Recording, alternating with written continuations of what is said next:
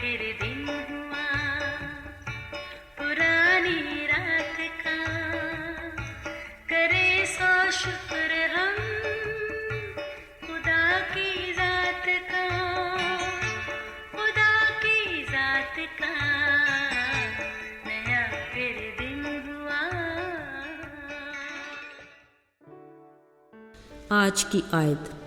और खुदा ने उन सब पर जो उसने बनाया था नज़र की और देखा कि बहुत अच्छा है। पैदाइश पहला बाब 31वीं आयत। अज़ीज़ो, साइंस और टेक्नोलॉजी एक ऐसा इल्म है जिसकी बदौलत क्या क्या हैरत अंगेज़ ईजादात हुई।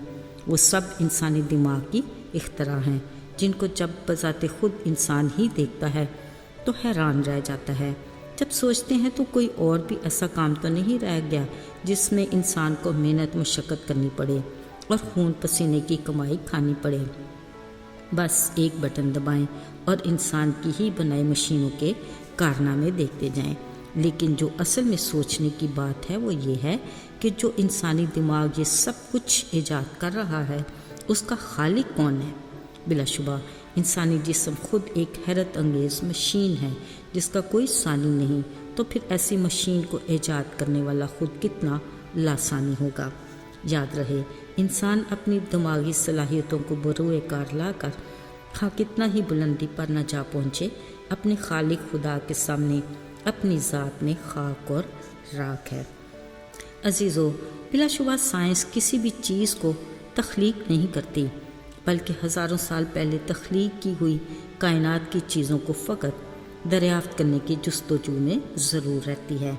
मगर शुक्र उस खुदा का जिसका पाक कलाम हमें वाज़े तौर पर आगाह करता है कि इस वसी कायनात को तख्लीक करने वाला कौन है और हर चीज़ का वजूद कैसे मुमकिन हुआ।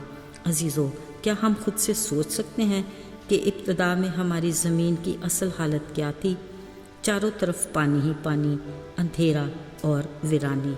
लेकिन अब जब हम खुदा के जलाली कायनात को देखते हैं तो बिलाशुबा हम फितरत के इस मोज़े पर हैरत ज़दा होते हैं।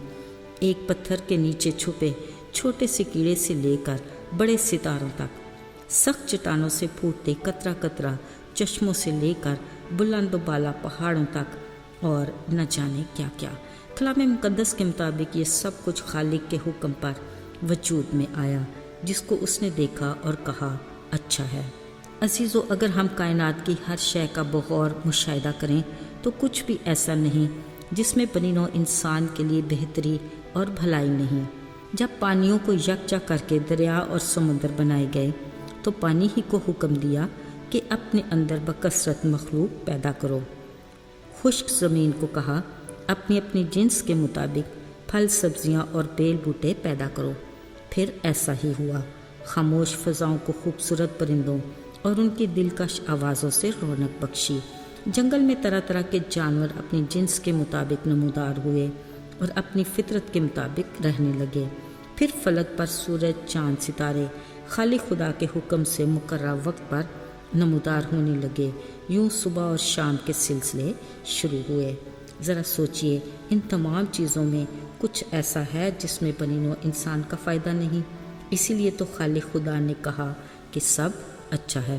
अजीज़ों, पहले उसने कायनात बनाई, इस जहान को खूबसूरत बनाया, तब बनी नौ इंसान को तख्लीक करके इन सब पर इख्तियार दिया, बरकत से नवाजा और कहा फलो बढ़ो और ज़मीन को महकूम करो।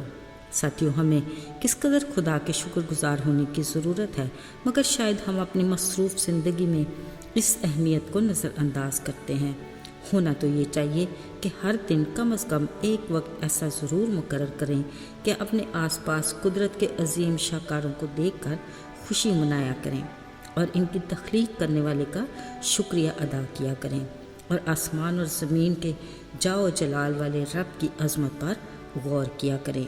क्या ये सच नहीं कि कारखाना कुदरत जितना मौजज़ाती है उतना ही खूबसूरत भी, और जितना नाकाबिल फ़हम है उतना ही हैरान कुन भी।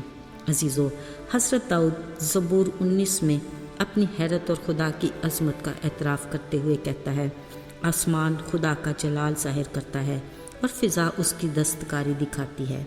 ज़रा सोचें, निज़ाम कुदरत किस कदर अपने खालिक खुदा का पाबंद है। قدرت کا ہر رنگ ڈھنگ اور ہر بدلتا موسم تعریف و ستائش کے قابل ہے۔